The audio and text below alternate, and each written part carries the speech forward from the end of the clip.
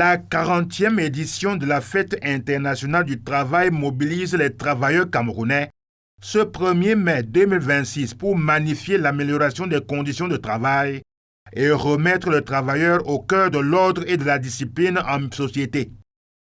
Partout sur le territoire camerounais, l'événement est placé sous le thème central, je cite, « Dialogue social et travail décent, facteur de paix, de cohésion nationale et de développement économique de l'entreprise ». En même temps que ce thème fait sien le renforcement du dialogue social pour entretenir la bonne ambiance dans les relations entre l'employeur et les forces de production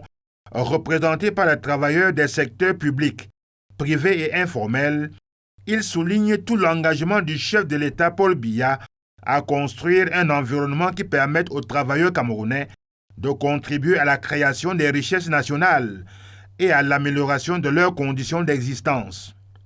Dans ce cadre, les organisations socio-professionnelles, les regroupements des corps de métier et les mouvements syndicaux doivent continuer d'apporter tout l'accompagnement nécessaire à la construction d'un climat favorable à l'épanouissement individuel et à l'éclosion collective des compétences et des performances en milieu de travail. En tout temps, il faut le dire, l'amélioration des conditions de travail demeure une exigence absolue pour le gouvernement de la République du Cameroun qui articule son credo sur le dialogue social comme gage de réussite de l'activité de l'organisation, plateforme de la fondation d'une économie qui se développe malgré les moments difficiles. Fort des expériences passées qui ont parfois conduit à des ruptures déplorables dans notre pays, le dialogue social, considéré comme un grand moment de consensus entre patronat et travailleurs en cas de choc des intérêts, mène forcément à la tranquillité,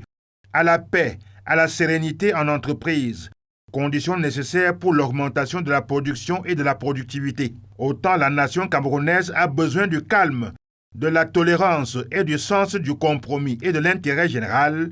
pour se mouvoir convenablement, autant l'entreprise, pôle de production des biens et des richesses, dédiée à la consommation nationale et aux exportations, ne saurait atteindre ses objectifs si le désordre et les conflits entre l'employeur et les travailleurs occupent les premières loges au quotidien. Forcément, lorsque l'atmosphère au sein des entreprises est sereine, de fil en aiguille, le Cameroun s'en porte toujours beaucoup mieux. Comment pourrait-il en être autrement lorsqu'on observe que tous les secteurs d'activité qui sous-tendent l'économie camerounaise se tiennent tellement bien qu'un maillon mal fixé pourrait entraîner des convulsions dommageables pour la côte nationale? Que seraient donc nos unités de production des biens et services sans l'adhésion de tous les acteurs sociaux à un idéal commun de quête de la prospérité pour un Cameroun où la vie se tient solidement debout?